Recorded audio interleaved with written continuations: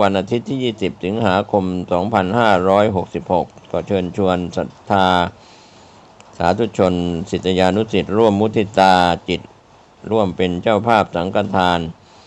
เป็นเจ้าภาพโรงทานก็ติดต่อสอบถามรายละเอียดเพื่อร่วมทำบุญได้ที่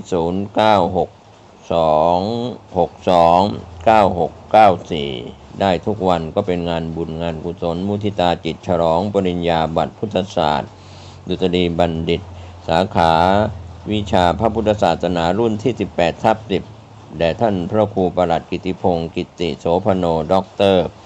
เลขานุการเจ้าคณะตำบลสันทรายน้อยถึงสันพระเนตรผู้ช่วยเจ้าวาดวัดสันขยอมตำบลสันทรายน้อยอำเภอสันทรายจังหวัดเชียงใหม่เชิญท่านร่วมงานนี้ทั้ง2วันวันเสาร์ที่19และวันอาทิตย์ที่20สิงหาคม2566โดยทั่วหน้ากัน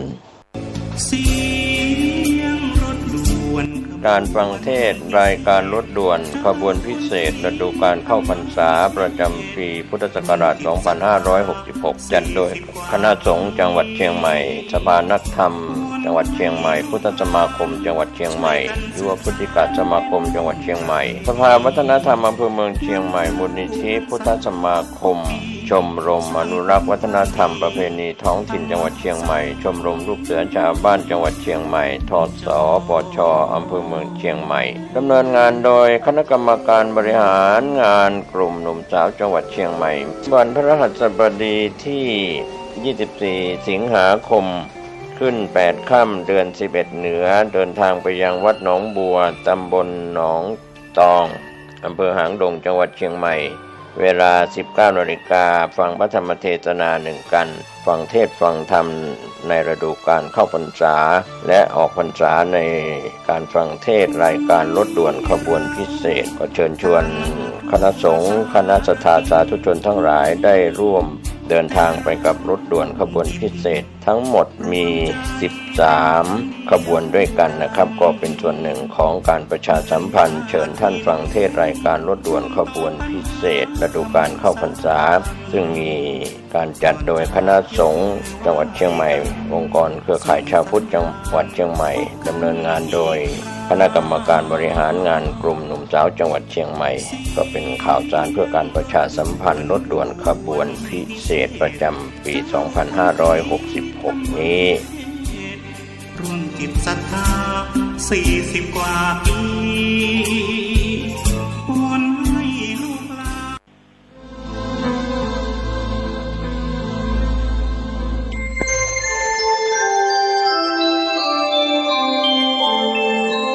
ขณะนี้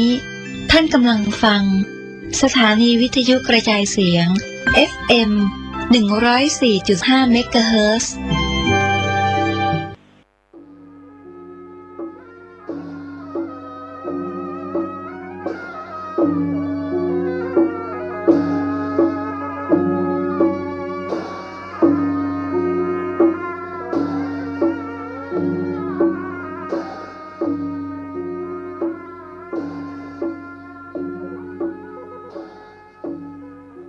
ขอความเจริญในธรรม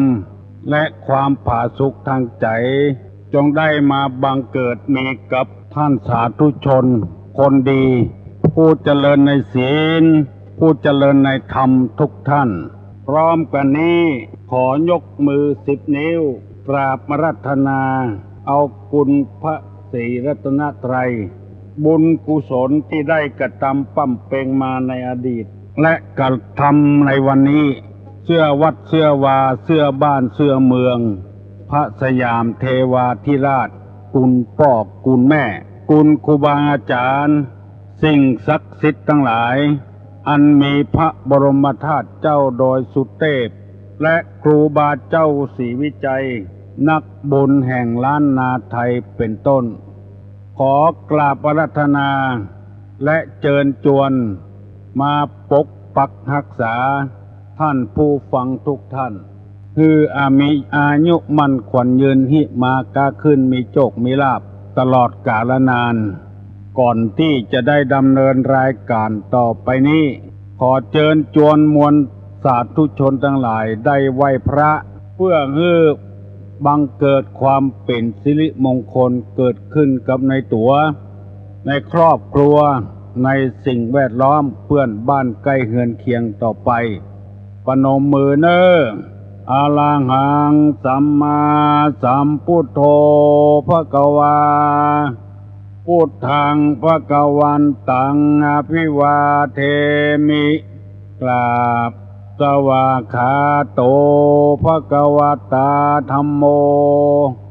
ธัมมังนัมมัสสามิกราบสุปฏิปันโนภควโตสาวกสังโฆสังฆังนะมามิกราบอันธมยังพุทธัสสะภควโตบุพาภะคณะมะกะลังกะโลมะเสนะโมตัสสะภะคะวะโตอะระหะโตสัมมาสัมพุทธัสสะนะโมตัสสะภะคะวะโตอะระหะโตสัมมาสัมพุทธัสสะนะโมตัสสะภะคะวะโตอะระหะโตสัมมาสัมพุทธัสสะพุทธังสรณังกัจฉามิธัมมังสรณังกัจฉามิสังฆังสรณังกัจฉามิตุติยัมปิพุทธังสรณังกัจฉามิตุติยัมปิธัมมังสรณังกัจฉามิ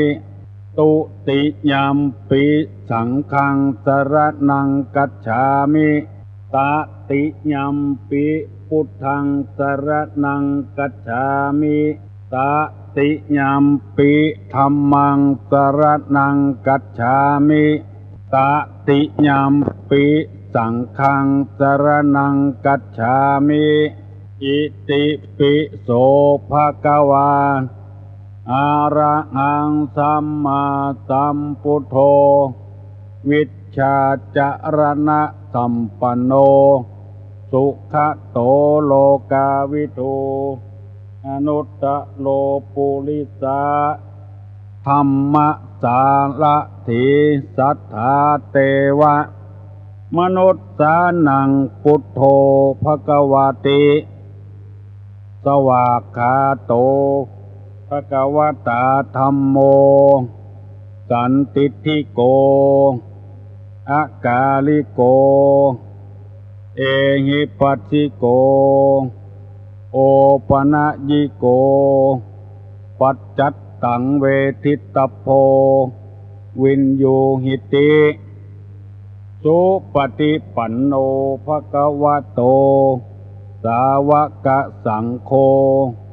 อุจุปฏิปันโนภควโตสาวกสังโฆญาญะปฏิปันโนภควโตสาวกสังโฆสามิจิปฏิปันโนภควโตสาวกสังโฆญะติตังจตาลิปุริสายุคานิอัฏฐาปุริสาปุคลาเอสะภะคะวะโต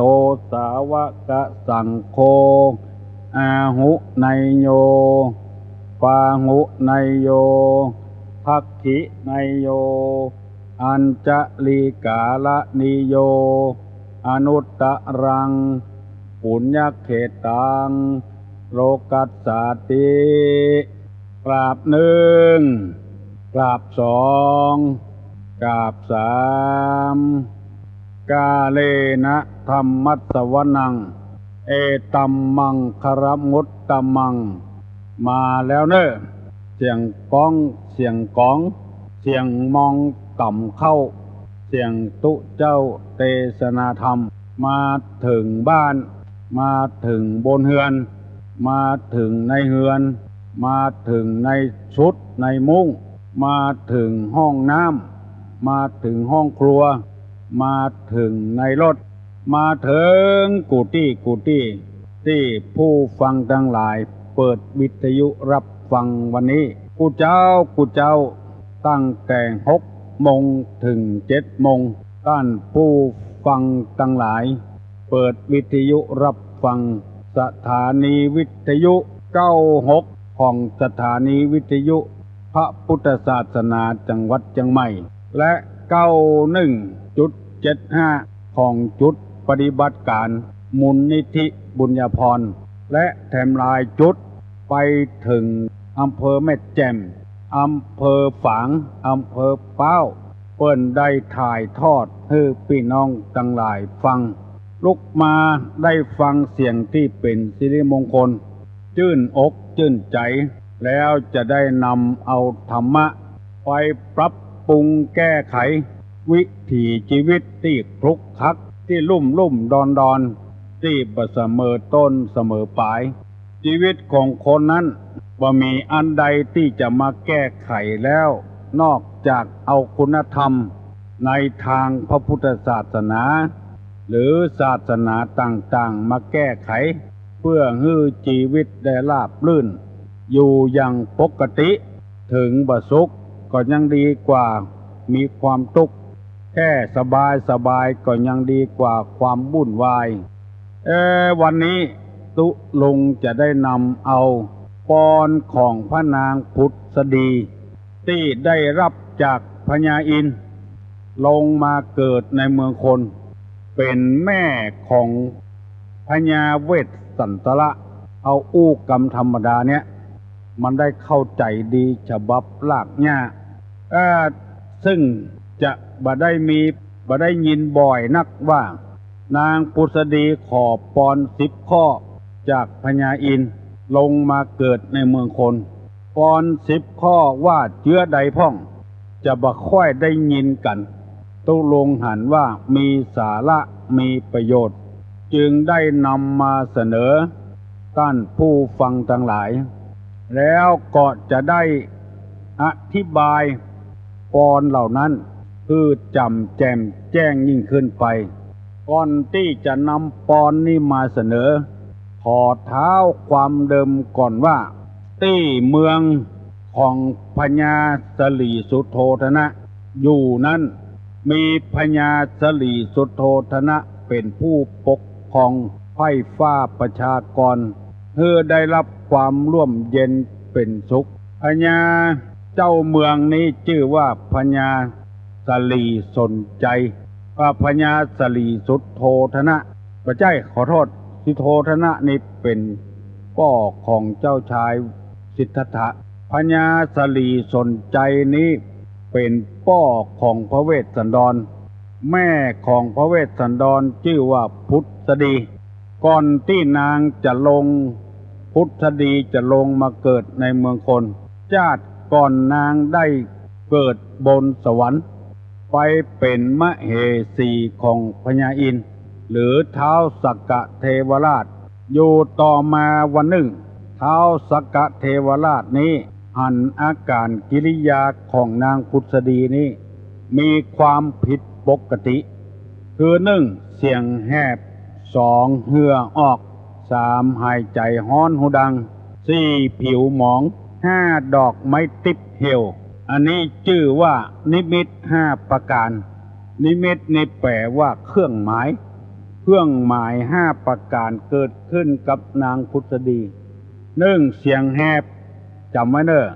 2เหื่อออก3หายใจฮ้อนหูดัง4ผิวหมอง5ดอกไม้ติบเครื่องประดับติบเหี่ยวถ้าว่าเทวบุตรเทวดาตนใดจะเสี่ยงบุญบนสวรรค์จะมีเครื่องหมายนี้เกิดขึ้นแม้แต่คนเฮาธรรมดานี่ก็เหมือนกันถ้าว่าบ่มีเสียงแล้วเสียงอ้อแอแล้วอันนั้นก็จงจำไว้แล้วเนอะขอให้จำกันไว้ว่าเสียงบัดชัดบัดเจนแล้วก็เกียมตัวสุมาขันแก้วทั้ง3ว่าได้ละ2เหื่อออกคนบักเก่าว่าเหื่อไข่ข้าวเป็นเม็ดออกอันนี้ก็มีหวังละ3บ่ม่วนเวลาหายใจนี่ฮ้อนออกหูดังยกอันเนี้ยมีหวังละ4ผิวหมองดำค้ำไปแบบเป็นที่หน้าพ่อหน้ากอยไปเห็นแล้ว ห้าบ่ไข่แต่งเนื้อแต่งตัวอย่างสิอย่างบ่มีอกมีใจมีท้องมีหยองก็บ่มีอกมีใจแต่งเก็บไว้ให้หมดอันนี้เป็นเรื่องของคนธรรมดาอันนี้พุทธดีก็อย่างเดียวกันพระอินทร์บอกว่านางจะเสี่ยงบุญแล้วเน้อนางต้องการอันใดบนสวรรค์เราผู้เป็นเท้าวสักกะเทวราชพญาอินทร์จะได้ฮื้อสมใจแก่นางต้องการอันอย่างขอมาเตอะพระนางฮู้ตัวว่าตัวจะเสี่ยงบุญเพราะว่านิมิต5ประการเกิดขึ้นกับนางก็เลยยกมือไหว้พระอินทร์ถ้าจะฮื้อแต่นั้นข้าขอปอน10 ข้อได้ปอน10 ข้อและจะลงไปเกิดในเมืองคนพญาอินทร์ก็หยาดน้ำตกมือนางพุทธดีคือปอน10 ข้อที่เฮาจ้างหันเปิ้นเขียนรูปในวิหารก็ออกแม่ออกลองไปสังเกตพอเตอะตัวเขียวๆนั้นคือพระอินทร์นางผู้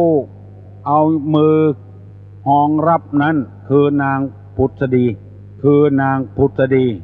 กำลังขอปอนกับพระอินทร์10 ข้อลองสังเกตไว้เนอะข้อที่1ว่าพอเงือเป็นผู้มีตาดำเหมือนตาลูกกวางลูกฟานมลึกขีว่ะลูกกวางลูกฟานตาเยือง2พอเงือมีคิ้วดำสนิท3พอเงือมีชื่อว่าพุทธดี4พอเงือมีชื่อว่าขอเงือมีโอรสขอเงือได้โอรสผู้ประเสริฐ5เมื่อทรงพระคันขออย่าไปหื้นนูนขึ้น6ขอหื้อหันทั้งสองข้างอย่าได้ห้อยหย่อนยาน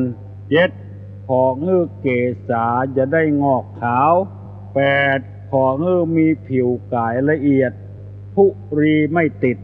9ขอหื้อมีอำนาจที่จะปล่อยนักโทษชั้นประหารได้10ขอหื้อได้เป็นอัครมเหสีที่โปรดปรานของพระเจ้า4 ปีอันนี้เป็นปอน10 ข้อตุลุงจะได้ขอเมตตาเวลากับท่านผู้ฟังทั้งหลาย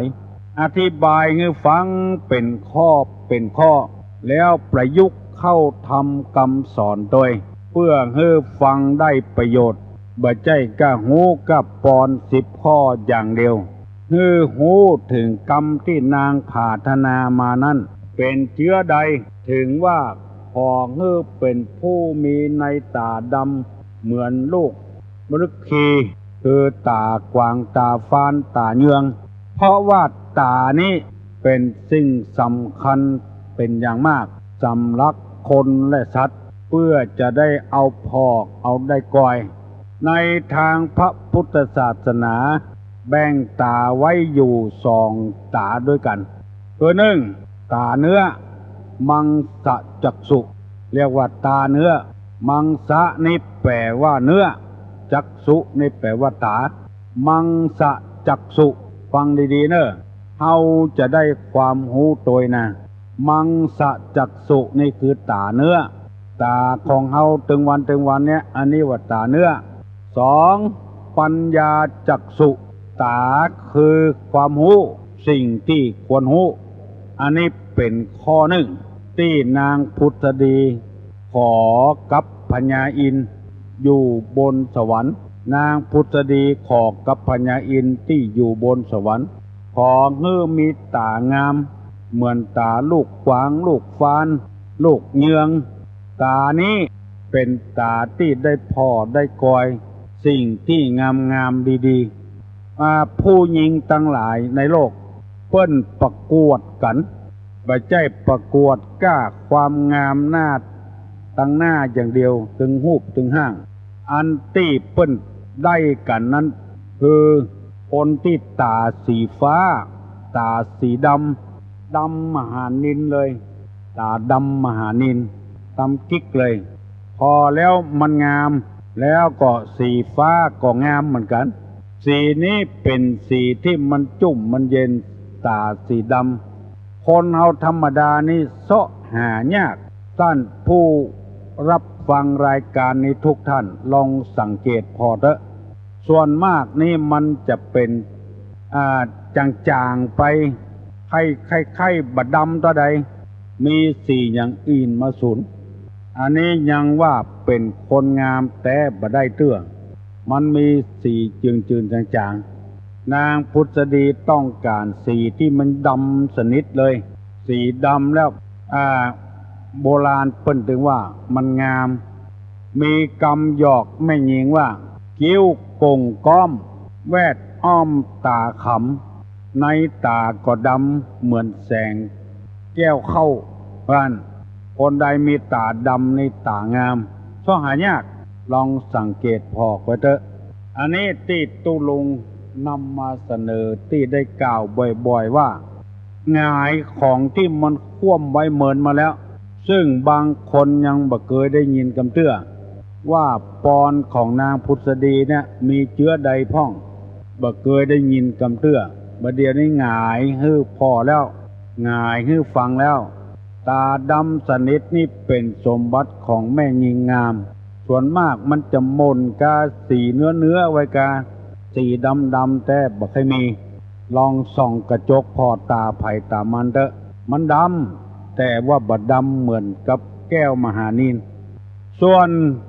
ปัญญาจักษุนั้นคือตาในที่ว่านี่คือปัญญาคือความรู้ยังย้ำแถมว่ารู้สิ่งที่ควรรู้อันใดบ่ควรรู้นี่บ่ได้นับเขานี่เพราะฉะนั้นจึงขอแยกท่านผู้สนใจทั้งหลายได้ฟังว่าคำว่าปัญญานี่แปลว่าความรู้ในพระพุทธศาสนานี่บ่ใช่ว่ารู้ทั่วไปรู้ว่าไผเป็นหนี้ไผรู้ว่าไผเล่นจู้กับไผรู้ว่าไผไปลักของเปิ้นมาบ่ได้อันนั้นบ่นับเข้าเป็นปัญญาบ่ถูกต้องในข้อนี้ในปอนข้อนี้ของนางพุทธดีนางพุทธดีนี่คือของมีตางามหมายความว่าปัญญาเนี่ยผ่องใสหูที่จะเป็นประโยชน์กับตัวเองกับสังคมกับครอบครัวของมีปัญญาอันคมแหลมอันนี้ตาเนี่ยคือทั้งมังสะจักษุและปัญญาจักษุนี่ก่อให้เกิดกำนางมีน้ำแม่หนึ่งอยู่ในตำบลดอนแก้วอำเภอแม่ริมเนี่ยน้ำแม่นี้เพื่อนฮ้องว่ามาน้ำแม่ตาเยืองเวลาหน้าแล้งนี่มันใสงามเหมือนตาเยืองคนตะก่อนเพื่อนฮ้องว่าบ้านแม่ตาเยืองคืออยู่ใกล้น้ำแม่นี้มาเดียวนี้เพื่อนปิ้นไปเหี่ยแล้วบ่ฮ้องแม่ตาเยืองสะกำไปฮ้องว่าชะเยืองไปเหี่ยมันบ่มีความหมายอย่างสักอย่างชะเยืองความจริงแต่นี่เป็นใสเหมือนตาเยืองมันงามอยู่ที่เหนือค่ายป.107พอล้ำค่ายป.107มาแล้วจะมีสะพานข้ามน้ำแม่ตาเยืองบัดเดียวบ่มีละไปเสาะหาเป็นยาก็บ่มีละแม่ตาเยืองนี่เป็นแม่ชะเยืองไปเหี่ยแล้วบางคนก็มาอู้ว่าพระพุทธเจ้ามาหันน้ำแม่นี้จะเหยืองบัดใจจะบัดใจเหยืองน้ำนี่มาด้วยความบริสุทธิ์น้ำมันใสเหมือนตาเยืองขอให้เข้าใจตามนี้โดยได้ฟังหลายอย่างนะฟังตุลุงเล่าให้ฟังนี่นะอันนี้เป็นข้อที่หนึ่งปอนที่นางขอกับพญาอินทร์เพราะฉะนั้นพี่น้องทั้งหลายเอากุคนก็ขอให้มีปัญญาจักษุคือตา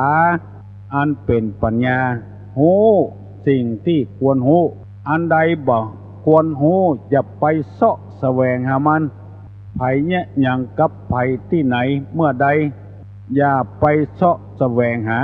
เพราะว่ามันบ่เป็นสิ่งที่สร้างสรรค์เป็นสิ่งที่ทำลายกันอย่างกับสื่อมวลชนถึงวันเนี้ยอันใดดีนี่เอาไว้ตั้งในบุญ อันใดบดีบดักนี่เอาไว้ต่างนอกหน้านึ่งเลยขึ้นตัวใหญ่เป็นสิ่งที่บกควรหูแล้วก็เอามาเสนอเงื้อเจ้าบ้านเจ้าจองได้วิพากษ์วิจารณ์กันในทางที่บดีทำให้สังคมเนี่ยบัดสร้างสรรค์แม้แต่ตุเจ้าอยู่ในวัดก็ยังถูกฆ่าถูกยิงอย่างมูนี้เป็นต้นถ้าจะลงว่าโอ้แม้แต่ตุเจ้าก็ยังสร้างวัดสร้างวาสร้างถนนหนทางให้เจ้าบ้านซื้อเครื่องดนตรีปืนเมืองให้วัดให้โรงเรียนต่างๆมันบ่ได้เอาลงอันเนี้ยสิ่งที่ควรหูแต่บ่เอาลงเอาสิ่งที่บ่ควรหูลงหนังสือพิมพ์เอาลงวิทยุเอาลงหน้าทีวีคือเจ้าบ้านเจ้าเมืองได้หันอันนี้มันบ่ใช่ภาริยะมันเป็นปุถุชนปุถุชนนี่คือคนเชื้อใดวันหน้าตุลงจะได้นำมาเสนอให้ฟังว่านิสัยของปุถุชนจะเป็นอย่างอี้วันหน้าก่อนอันนี้เป็นข้อที่หนึ่งเนอะนางของเฮมีตาดำข้อที่สองของเฮมีขนคิ้วดำสนิทขนคิ้วนี่ดำสนิทเพิ่นบอกว่าขนคิ้วฟังทีนะไม่ใช่ว่าคิ้วนะคิ้วนี่มันรองรับน้ำที่เหือย้อยจากตังบนลงมาบ่ฮื้อเข้าแก่นตาจะมืดจะมัวมันรองรับไว้มันเป็นธรรมชาตินางพุทธดีขอกับพญาอินทร์ว่าขอฮื้อมีขนคิ้วอันดำแก่นตาก็ดำคิ้วก็ดำคิ้วกงก้อมแวดอ้อมตาขำขนตาก็ดำเหมือนแสงแก้วเข้ามันมีความงามสำหรับแม่หญิงเพราะคำว่าคิ้วดำนี้ก็คือคิ้วธรรมชาติบ่ได้ลกบ่ได้ขูดเหมือนเชื้อบะเดียวบ่ได้ลกบ่ได้ขูดเชื้อบะเดียวขูดโคนคิ้วแล้วเอาดินสอเข้าเขียนเข้าใส่มีลายหนึ่งเปิ้นไปปอยหลวงเปิ้นเมารถก็เต๊แก่ท่าอยู่นอกบ้านมันฟังมันกำลังเขียนคิ้วอยู่สักกำหนึ่งก็จะโลขึ้นรถไปปอยหลวงด้วยเปิ้นเหลวพอหน้ามันเปิ้นปากันไข้หัวเขาใส่มันก็สงสัยว่าเปิ้นไข้หัวเนี่ยอย่างใส่มันบอกโอ้ไปแผ่วงานปอยหลวงแล้วมันบ่แห่ขวดตาลเข้าปอยหลวงกับเปิ้นสะกำสดไปหลังวิหารปุ่นไปจักเอาแว่นมาส่องพอกเป็นว่าที่เขาไข้หัวเพราะได้เขียนคิ้วไว้เพิกเดียวแถมเพิกหนึ่งมดจุนอุ่นคำว่าเพิกนี่ก็เป็นกำเมืองเฮานะนอกจากเพิกแล้วก็ภาคเพิกหนึ่งภาคหนึ่งถ้าเป็นภาษาบเดียวก็ฮ้องว่าข้างหนึ่งเขียนคิ้วอีกข้างหนึ่งไม่ได้เขียนหมู่นี้เป็นต้นมันมีแต่โบราณกาลมาแล้วคนใดไข้ฮื้อคิ้วงามมันบ่ใจตามธรรมชาติบางทีก็โลกเอาเตอเส้นน้ำตาปิน้ำตาปังก็โอ๊ตเอาปักหัวมันบ่งามนักแก่พ่องเตอะคนเฮานี่ฟังไปเรื่อยๆเนอะก็ออกแม่ออกพี่น้องทั้งหลายไผมีปากกามีสมุดเขียนเอาไว้เนอะกรของนางพุทธดี10ข้อที่ขอจากพญาอินทร์ข้อหนึ่งว่าของมีตาดำเหมือนตาลูกกวางลูกฟานข้อที่สองของมีขนคิ้วงามคิ้วกงเหมือนกันธนูของพญาอินทร์ว่าอันคิ้วกงก้อมงามดำสนิทเลยบ่ต้องมีสีขาวอันนี้เป็นข้อที่สองแล้วข้อที่สามว่าของมีชื่อว่าพุทธดีเหมือนชื่อเก่าเนี่ยที่อยู่บนสวรรค์เนี่ยอันนี้เป็นปอนของพญาอินทร์เป็นเชื้อใดนางจึงใคร่มีชื่อว่าพุทธดีเหมือนชื่อเก่าเพราะว่าชื่อเนี้ยเป็นชื่อที่เป็นมงคลคนเฮาจะใส่ชื่อนับได้นับใส่ก็บ่ได้จะต้องไปหาผู้หูผู้ลวกใส่ บางทีไปจื้อเป็นกาลกินีเนี่ยก็มีสุดแล้วแต่ไผจะถือถ้าเป็นกาลกินีแล้วบางทีก็ถือแต่ถือว่าเปลี่ยนชื่อเป็น2 เตื้อ 3 เตื้อมันจะมีอย่างอี้นะบริวารอายุเดชศรีอุตสาหะมนตรีกาลกินีบริวารอายุเดชศรีมูลอุตสาหะมนตรีกาลกินีมี8 ตัวมีติดจันทร์การพุธพัดศุกร์เสาร์และลาหูลาหูนี่เป็นวันพุธเมื่อคืนตั้งแต่6 โมง6 โมงของวันพุธนะ6 โมงค่ำ6 โมงวันพุธเมื่อคืนนี่นะ6 โมงของวันพุธไปถึง6 โมงเจ้าของวันพัดคนใดเกิดเมื่อคืนนี้อย่างอี้ชื่อว่าวันราหูถ้าเป็นลักษณ์โหราศาสตร์เพิ่นว่า1 อาทิตย์2 จันทร์3 อังคาร4 พุธแล้วก็มานับพัดละนับเสาร์บุญลูกจากเสาไปหาพัดลูกหาพัดไปหาราหูลูกหาราหูไปเป็นกาลกินีเพิ่นนับกันอย่างอี้เพราะฉะนั้นชื่อนี่สำคัญเหมือนกันถ้าไปจับใส่กาลกินีเห็นแล้วมันบ่ค่อยดีเท่าใดแต่หลักของพระพุทธศาสนานี่บ่สำคัญชื่ออย่างก็ได้มันสมมุติมาได้ว่าเป็นชื่อนั้นชื่อนี้ถ้าเกิดออกมาแล้วบ่มีชื่อมันจะประจำว่าไผชื่อหนังหยังแต่เตื้อเฮาใครฮู้จักชื่อเฮาก็ฮ้องว่าปี้ๆฐานะบ่ฮ้องชื่อนั้นชื่อนี้อ้ายๆฐานะถ้าคนเฒ่าน้อยก็ลุงป้อเฮาบ่ฮู้จักชื่อเพิ่นในภาษาบาลีเพิ่นว่าพุทธดีแปลว่าสัมผัสหรือถูกต้องอันนี้พุทธดีแปลอย่างอี้ชื่อว่าพุทธดีนะอยู่ที่ไหนขอฮื้อสัมผัสกับเปิ้นถูกลงกับเปิ้นอยู่ที่ไหนอย่าไปฮื้อเปิ้นจังฮื้อเปิ้นแกนตานางผาธนาจะอีเพราะฉะนั้นจะสังเกตว่าคนบางคนอยู่ที่ไหนกรรมเดียวเปิ้นก็จังละสักกรรม2 กรรมเปิ้นก็จังละเพราะว่าบ่ได้รับพรจากสวรรค์ลงมาบ่ได้รับพรจากที่ไหนเปิ้นบอกว่าอยู่ที่ไหนก็ฮื้อถูกฮื้อลงกับเปิ้นอยู่กับผัวก็ฮื้อดีกับผัวถูกกับผัวมีหยังจากันม่วนอยู่กับเมียก็ฮื้อถูกลงกันแปลงอกแปลงใจเข้ากันอันเนี้ยมันถูกมันลงกันแปลงหัวใจเข้ากันเปิ้นเล่ามาว่าพ่อมันไปห้วยไปได้ป่ามาเอามาเทใส่กะละมังแล้วมีป่าตัวหนึ่งมันแปลกหรือเปิ้นลูกมันไข้หูถามพ่อมันพ่ออันนี้ป่าไอ้หยังป่าจาดพ่อตัวนี้นะป่าหยังป่าจาดตัวเนี้ยพ่อตัวหยังเขาใส่ลูกมันป่าจาด ลูกมันให้พ่อมันเขาใส่แม่มันได้ยินเขาใส่มาเพะลูกพ่อเขาใส่เบิ้นฮือเปิ้นนอนนอกเฮือนปุดเปิ้นสวกผัวได้นอนนอกเฮือนบ่ได้นอนในเฮือนห้องลูกมาน้องมานี่ก่อนป่ออันนี้ป่าจาดป่อป่าจาด อันเนี้ยมันเป็นพ่อไปเขาใส่ลูกใส่เต้าอยู่กับไผฮือถูกกับเปิ้นผัวถูกกับเมียถูกกับผัว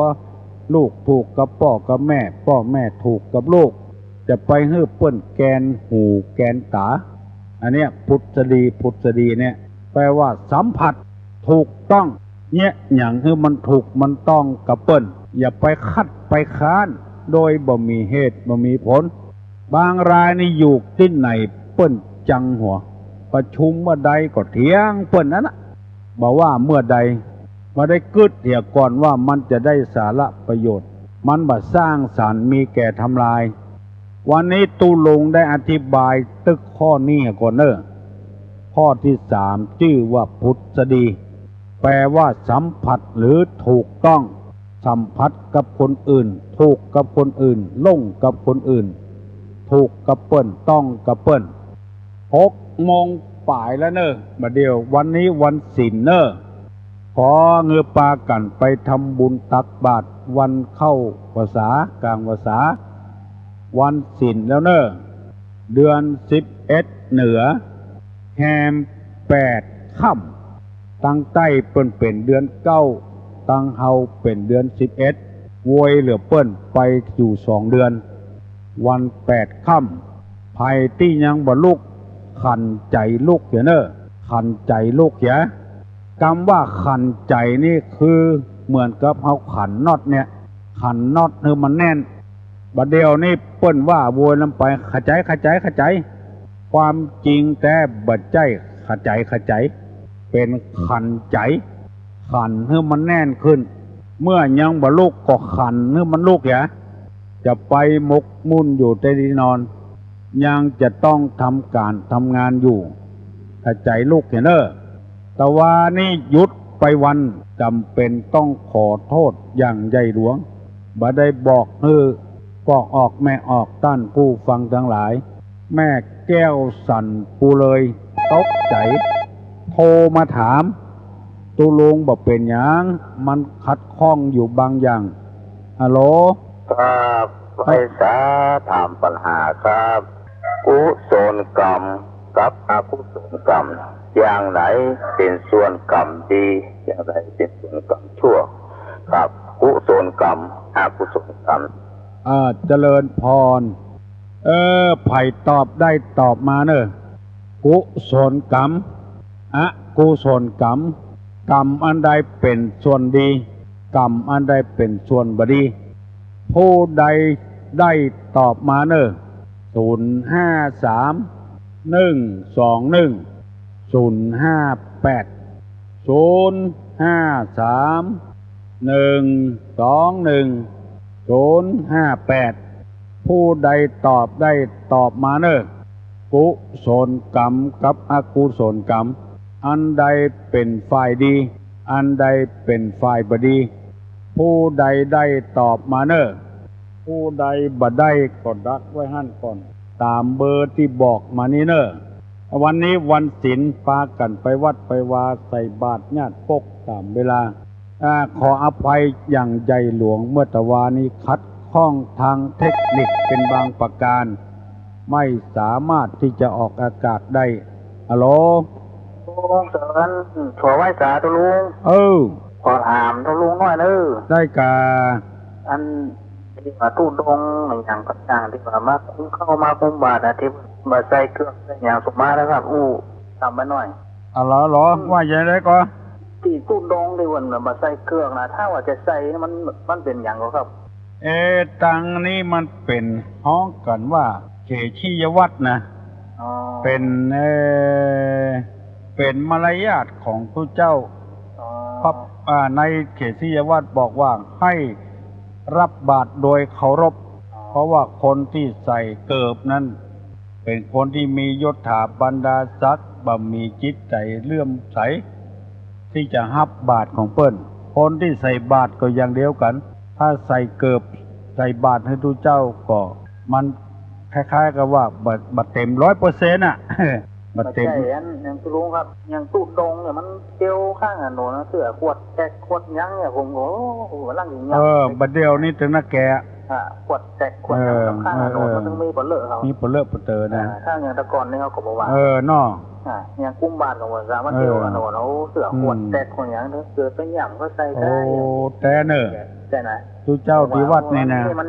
มันจะอนุโลมกันได้ก่อนเนี่ยครับเพราะว่านะตุเตียวโน่นนี่นะตุลุงก็บอกให้กล้าออกปากนะมันมีอย่างนั้นแล้วเป็นปันปีมาแล้วเนาะน่าถือเป็นของเก่าไม้เนาะมันเป็นมารยาทของทุเจ้าทุเจ้าวัดเนี่ยไปปิกมาแล้วก็มานั่งใส่นะใส่หนามใส่อย่างนะไปดีดูเปิ้นปางแตกปางตึงเนาะปางแตกขวดแตกเนี่ยมาหินน้อยพ่องอย่างนอกครับแต่ยันนะครับผมครับมันเป็นมารยาทของทุเจ้าเนอะที่เปิ้นเนี่ยอย่างนั้นนะเมินเข้าถ้าอย่ามีละใส่เกิบหุ้มส้นเปิ้นก็ยังมาฮือใส่เนี่ยอย่างเจ้าบ้านนี่นะใส่เกิบหุ้มส้นเปิ้นยังมาฮือใส่ฮัลโหล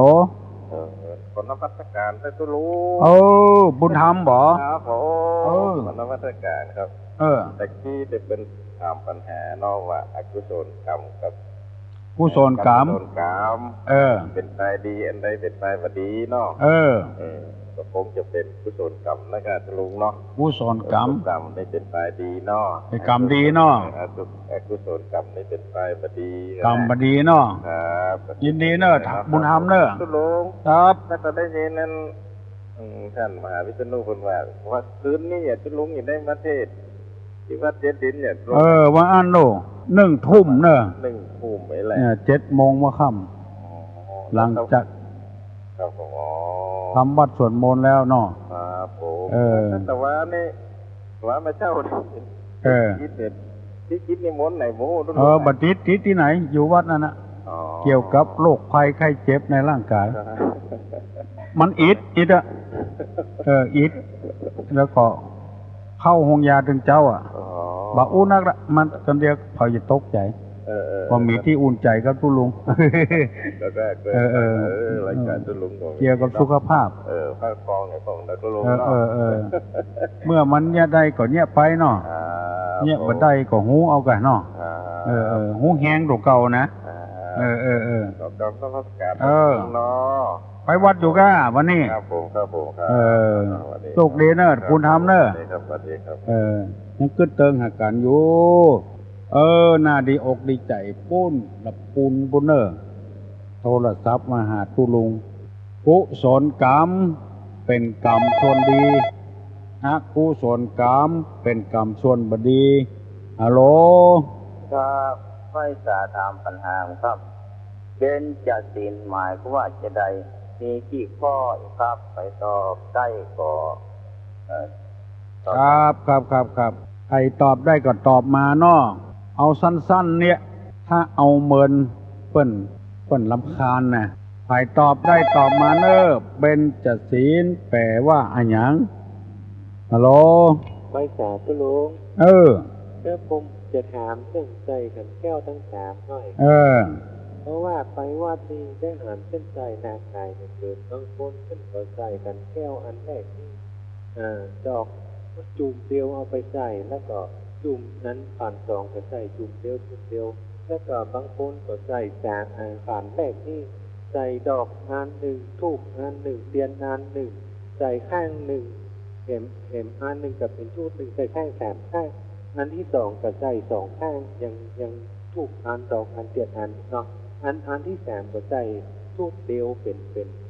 นอันสุดท้ายนะครับนะแล้วก็บางคนก็ใส่ไปเลยอย่างเนี้ยแต่บ่แน่ใจว่าเป็นใส่กันแก้วตั้งแต่นี่เป็นใส่ดอกอย่างใด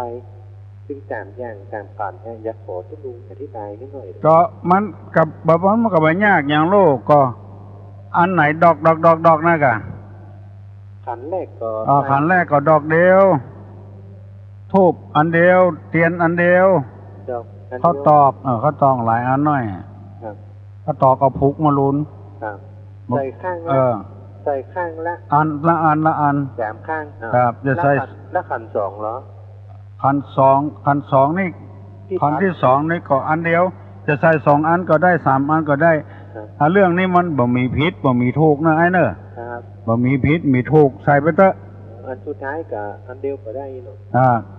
กรรมมันว่าได้ก็ได้ครับว่าจะได้ผมเขียนไว้เวลาผมไปใส่นะกรรมแรกว่าอรหังอันที่2ว่าปัจจตังกรรมที่3ว่าญาติตังนี่เนอะครับผมไม่นะครับอรหังเป็นตัวนะครับอรหังปัจจตังญาติตังนี่เนอะครับผมครับไม่ใช่ทุลุงเจริญพรเบญจศีลแปลว่าอะหยังใครตอบได้ตอบมาเนอะ0531210558มันบ่ผิดบ่ถูกเนี่ยเรื่องใส่ขันแก้วทั้ง3นี่นะฮัลโหลต่อใดก็ได้ฮัลโหลสาธุลุงเจ้าไม่สาธุลุงเป็นเจ้าศีล5ข้อเจ้าเป็นจะแปลว่าหยังเป็นเจ้าศีล5ข้อเป็นจะนี่แปลว่า5เนอะเป็นจะนี่แปลว่า5ศีลนี่แปลว่าศีล5ยินดีเนอะ ถูกต้องแล้วเนอะเบญจศีลแปลว่าศีลห้าข้อศีลแปลว่าปกติศีลแปลว่าเย็นศีลแปลว่าเครื่องรักษากายรักษาปากรักษาใจ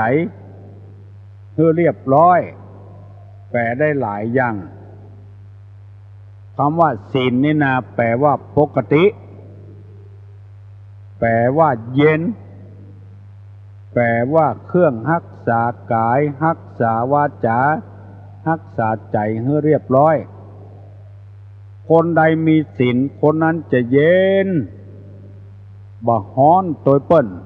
บ่วู่วามตัวเปิ้นบ่หุนหันพันแล่นตัวเปิ้น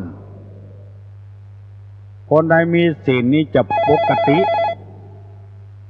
บ่โหในเปล่าสาวในแล่นฮัลโหลครับไม่จะถามบางงามข้อครับอะโลภะกับโลภะสองอย่างนี้หมายความว่าจะใดครับยินดีเนอะเอาไผ่ตอบได้ตอบมาเนอะอะโลภะกับโลภะมีความหมายว่าเชื้อใดใครตอบได้ตอบมาเนอะฮัลโหลครับไม่ทราบครับบัวต้องคำถามคุณลุงครับครับโลภะกับโลภะครับครับ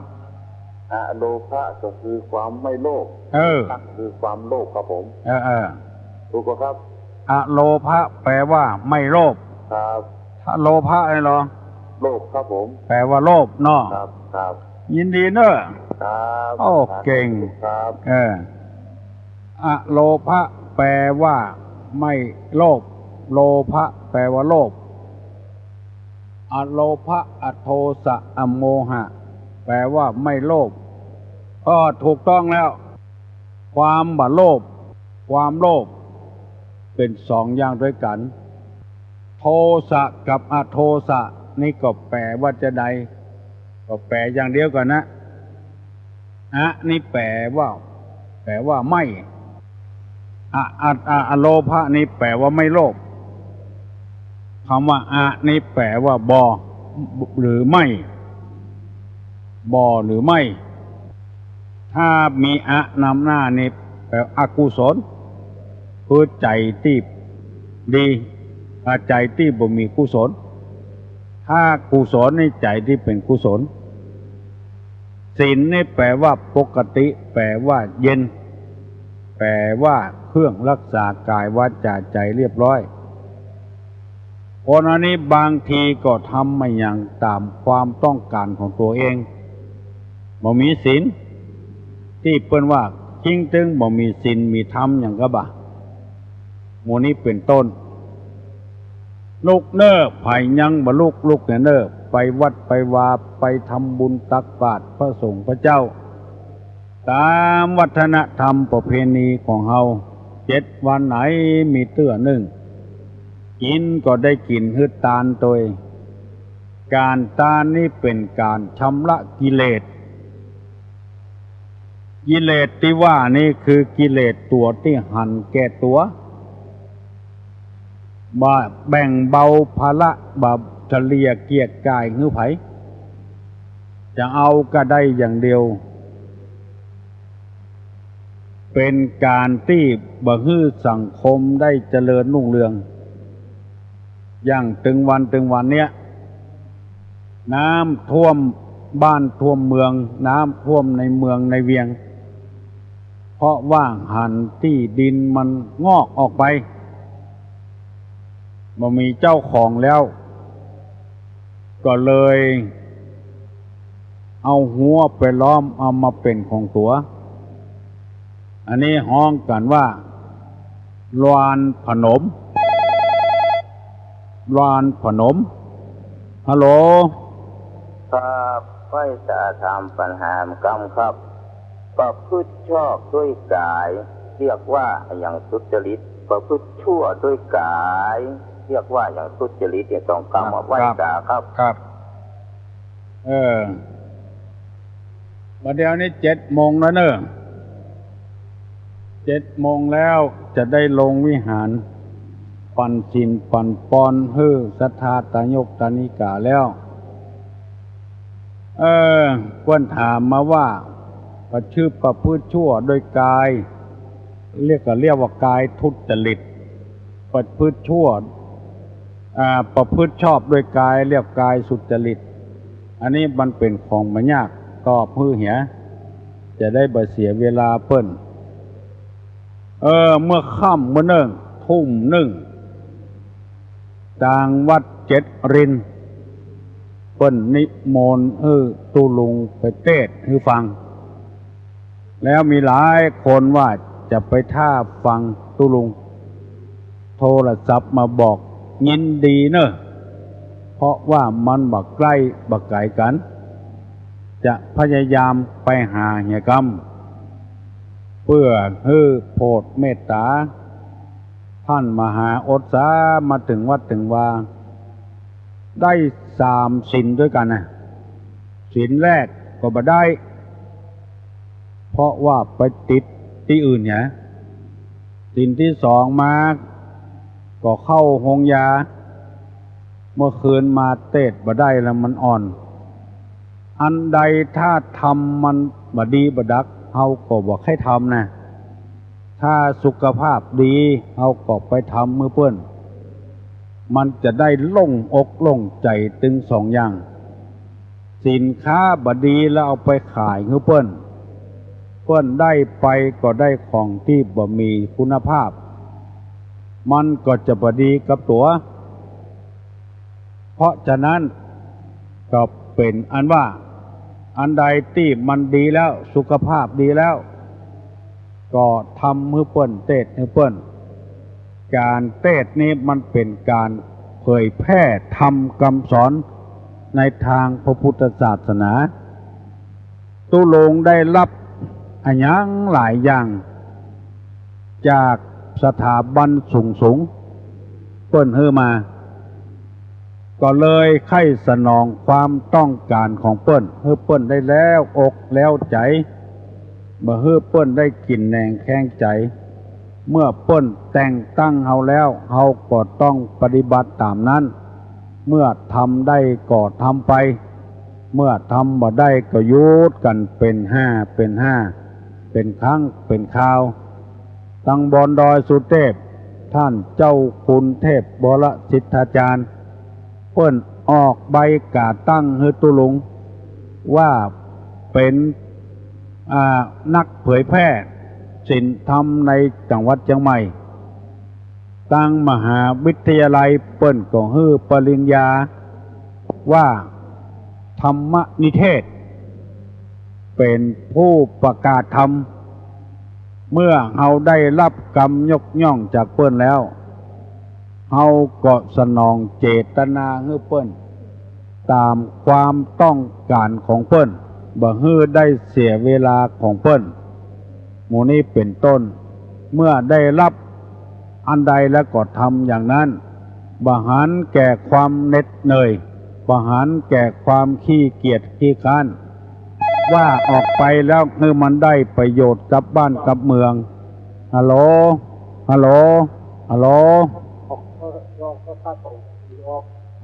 บ่ได้ยินดีเฮ้ยนี่กับวงอื่นผู้กรรมจะออกมันวิทยุ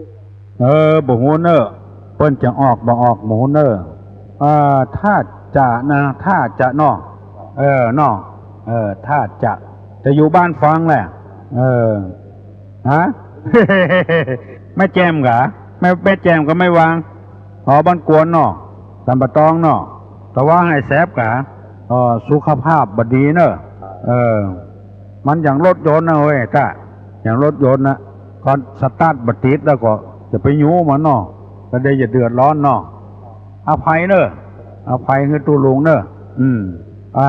ถ้าจะเนอะถ้าอย่าถ่ายทอดอยู่เนาะ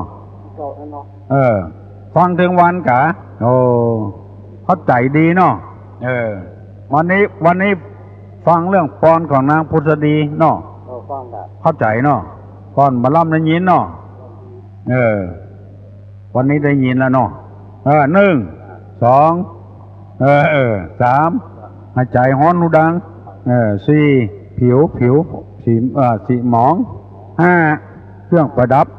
เครื่องประดับประดาแบบประดับอย่างแล้วบัตตาแป้งบวีผมอย่างแล้วอย่าลู่ไปจ้องเลยเนาะจำไว้เนอะ